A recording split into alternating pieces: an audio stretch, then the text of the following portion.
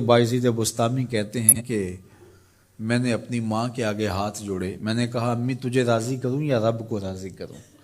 تو اپنے حق مجھے معاف کر دے، اللہ کو میں راضی کر لیتا ہوں۔ ماں نے کہا جاؤ پتر میں اجازت دیتی ہوں۔ گئے جنگلوں میں ذکر و فکر میں لگے رہے، تنہائی میں اس کو یاد کرتے رہے، دن رات ذکر کے چراغ روشن رکھے۔ 12 سال گزر گئے حق کی تلاش میں۔ ایک دن واپس بستام کے قریب سے گزر رہے تھے، خیال آیا چلتے چلتے ماں کو سلام کر جاؤں۔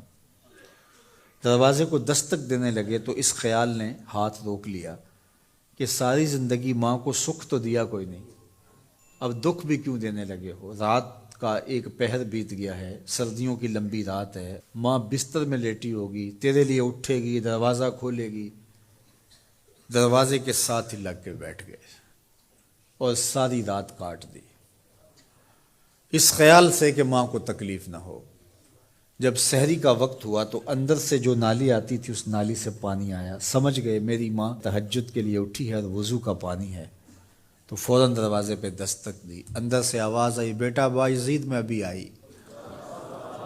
مائیں بیٹوں کے دستک کے انداز سے جان لیتی ہیں یہ کس بیٹے کے ہاتھوں کا لمس ہے۔ 12 سال کے بعد آئے، دستک دی، کہا بیٹا بايزيد میں ابھی آئی۔ ماں کی تو نگاہیں ہی دروازے پہ رہتی ہیں۔ اللہ اکبر۔ کہتے ہیں کہ ماں نے دروازہ کھولا، 12 سال جنگلوں کی خاک چھانتے بیت گئی تھی، پراگندہ صورت، بکھرے ہوئے بال، پھٹے ہوئے کپڑے۔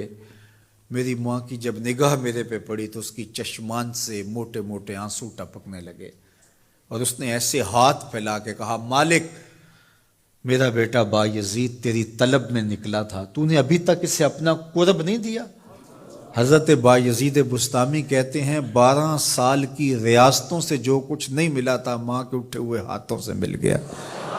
میں نے کہا مالک میں تجھے کہاں ڈھونڈ رہا ہوں، تو کہاں موجود ہے؟ تو ماں باپ کی رضا اللہ کی رضا کا دروازہ کھولتی ہے۔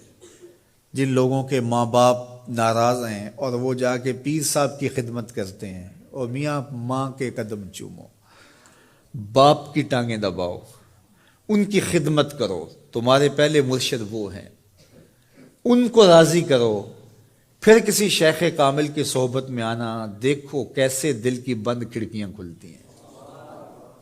ایک مرشد تو ناراض کر آئے اور دوسرے مرشد سے تمہیں کیا ملے گا؟ تو راستہ یہیں سے کھلے گا۔ والدین کو کبھی ناراض نہ کرو، والدین کو کبھی دکھ نہ دو، والدین کو کبھی تکلیف نہ پہنچاؤ، اور والدین کو بھی چاہیے کہ اپنی اولاد کو اپنا نافرمان نہ بنائے۔ ایک بزرگ فرماتے ہیں کہ مجھے برابر 30 سال ہو گئے ہیں کہ میں اپنی اولاد کو کوئی حکم ہی نہیں دیا، کوئی حکم نہیں دیا۔ کوئی چیز مجھے چاہیے بھی ہوتی ہے تو میں بصیغہ امر نہیں کہتا، بلکہ ایسے ہی بات کر رہی، پانی چاہیے تو یہ نہیں کہتا بیٹا پانی لے کر آؤ، میں ویسے ہی کہتا ہوں پیاس لگی ہوئی ہے، تو اگر وہ سمجھ جائے اور وہ خود لے آئے تو اچھی بات ہے، لیکن اگر وہ نہ لائے تو میں نے اس کو حکم ہی نہیں دیا، امر ہی نہیں کیا، تو اس امر کی مخالفت ہی لازم نہیں آئے گی۔ تو کہا 30 سال برابر گزر گئے ہیں، میں نے اپنی اولاد کو حکم نہیں دیا کہ کہیں وہ میری نافرمان نہ ہو جائے، چونکہ اگر وہ نافرمان ہو گئی پلے کچھ نہیں رہے گا۔ جو اولاد ماں باپ کی نافرمان ہوتی ہے وہ ہوا میں بھی اڑیں، وہ چرخ پہ بھی جھولیں، وہ زمین پہ گرنے والی ہوتی ہیں، کبھی کامیاب نہیں ہو سکتی وہ اولادیں جو ماں باپ کی گستاخ، بے ادب اور نافرمان ہوتی ہیں۔ وہی اولادیں سرخرو، کامیاب اور کامگار اور بامراد ہوتی ہیں جو ماں باپ کی خدمت کرتی ہیں، ماں باپ کی دعائیں لیتی ہیں۔ وہ ایک بچہ ماں باپ کے پاؤں دبا رہا تھا، تو ایک بچہ ایک بر اعظم میں، دوسرا دوسرے بر اعظم میں، تیسرا تیسرے بر اعظم میں بڑے بڑے کاروبار کر رہا تھا۔